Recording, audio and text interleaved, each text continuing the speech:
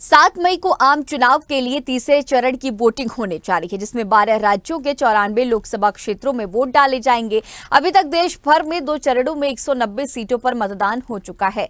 पहले चरण में 19 अप्रैल को 66.14% वोटिंग हुई थी और दूसरे चरण में 26 अप्रैल को 66.71% मतदान हुआ था। वहीं तीसरे चरण के मतदान के बाद 7 मई को 284 सीटों पर मतदान की प्रक्रिया पूरी हो जाएगी। वहीं एमपी की 9 लोकसभा सीटों पर भी आज शाम चुनावी प्रचार प्रसार थम जाएगा, जिसमें भोपाल भी शामिल है। भोपाल में कांग्रेस पार्टी अपना धुआंधार प्रचार प्रसार कर रही है। भोपाल लोकसभा सीट से कांग्रेस उम्मीदवार एडवोकेट अरुण श्रीवास्तव के लिए प्रदेश अध्यक्ष जीतू पटवारी सभाएं कर रहे हैं। भोपाल के अंबेडकर मैदान में कांग्रेस ने अपनी चुनावी सभा की, जिसमें भारी संख्या में लोग मौजूद रहे।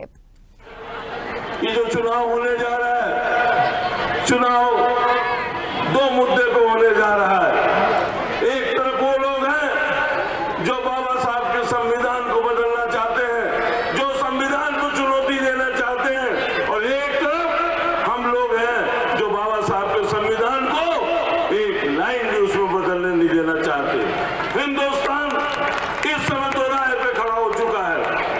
10 साल के शासनकाल में बार बार कई बार जोर से कि संविधान बदलना है, संविधान बदलना है। हम बोलना चाहते हैं, नरेंद्र मोदी